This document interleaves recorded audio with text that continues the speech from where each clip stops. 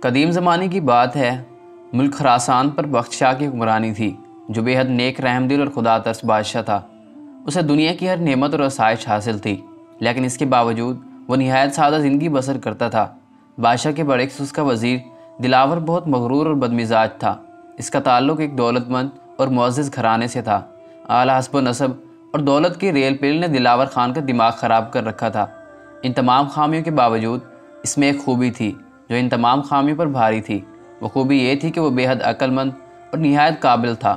اس کی اسی خوبی کی وجہ سے بخت شاہ اسے اس کی بدمزاجی کے باوجود برداشت کر رہا تھا۔ ایک دفعہ بخت شاہ اسی وزیر کے ساتھ کسی سفر پر روانہ ہوا۔ ان کے ساتھ ایک غلام بھی تھا۔ وہ تینوں اپنے اپنے گھوڑوں پر سوار تھے۔ جب وہ ایک صحرا سے گزر رہے تھے تو اچانک زبردست طوفان نے انہیں گھیر لیا اور وہ ایک دوسرے سے جدا ہو گئے۔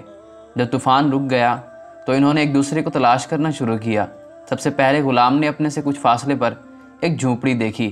جب وہ وہاں پہنچا تو اسے ایک اندھا فقیر بیٹھا دکھائی دیا۔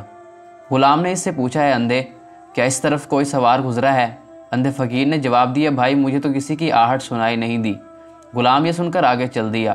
تھوڑی دیر بعد وزیر دلاور خان کا ادھر سے گزر ہوا۔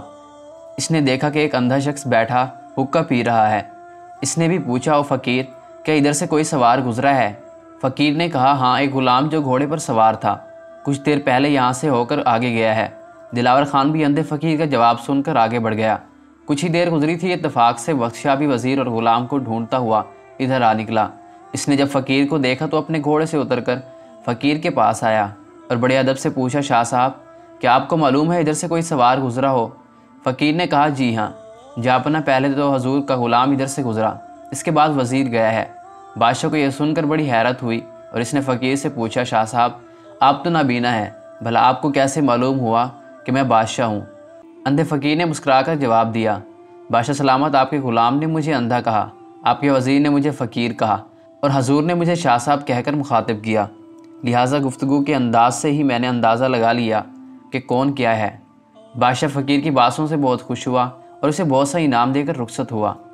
محل پہنچ کر بادشاہ نے غلام کو فقیر سے بدتمیزی پر سزا دی اور وزیر دلاور خان کو بلا کر اندھے فقیر سے ہونے والی گفتگو سے آگاہ کیا اور سمجھایا کہ انسان کو اپنے سے کمتر سے بھی خوش دلی اور تہذیب سے بات کرنی چاہیے۔